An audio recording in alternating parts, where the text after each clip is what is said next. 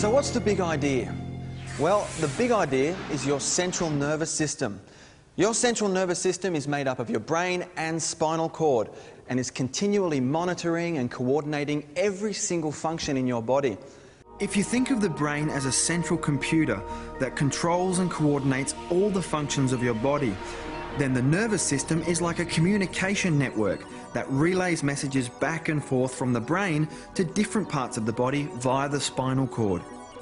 The spinal cord is a long bundle of nerve tissue which extends from the lower part of your brain down through your spinal column. Along the way, smaller braids branch off from the cord and pass out from the spine between each of the movable vertebrae.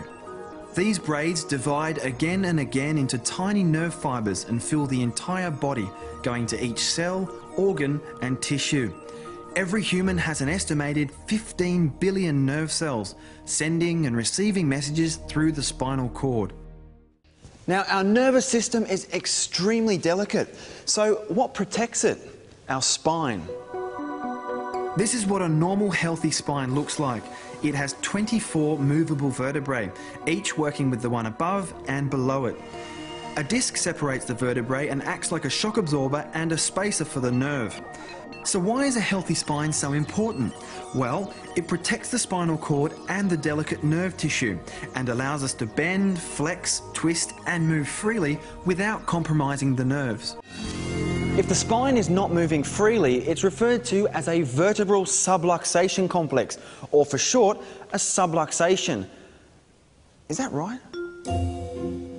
Subluxation. Is there another word we can use for that? No? Okay. This is when two or more vertebrae have lost their normal motion and/or position. This can cause interruption to the normal nerve flow and interfere with the communication from the brain to the body and from the body back to the brain. Research at the University of Colorado found that it only took between 8 to 10 millimeters of mercury pressure to reduce the nerve supply by up to 60%. That's about the weight of a small coin. Compression can exist without pain, so that means where the nerve goes to can be robbed of up to 60% of its nerve supply and you may not even feel it. This is what is referred to as a silent subluxation. So what happens when you have a subluxation? That area can start to degenerate in as little as 2 weeks. This degeneration causes scar tissue to develop, which leads to more scar tissue. This degenerative process can continue as long as the immobilization is present, and this type of degeneration is preventable.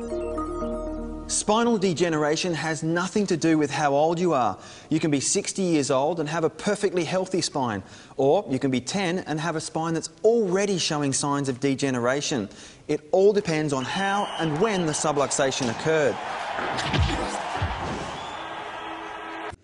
If the nerve supply to anywhere in the body is disturbed, it can eventually lead to a symptom.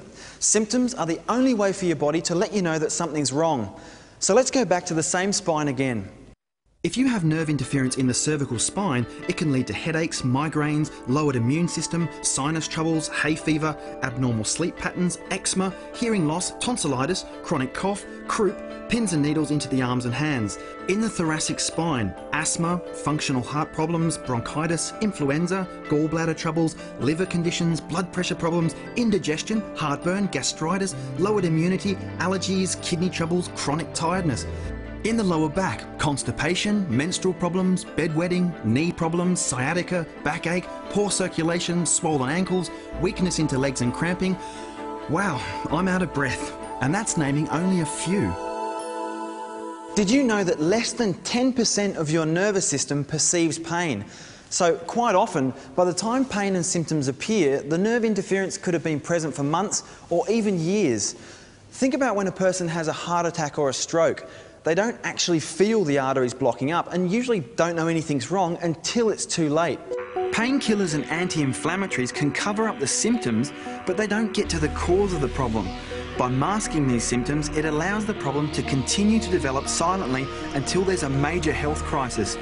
We all know about the damaging side effects that can occur from long-term drug use.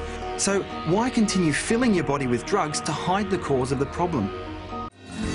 Now you might be wondering what causes subluxations to occur.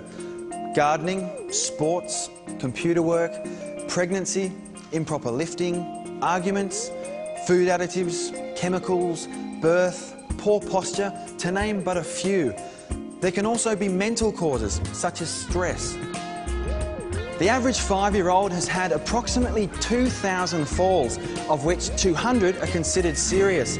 But usually an isolated event alone is not to blame.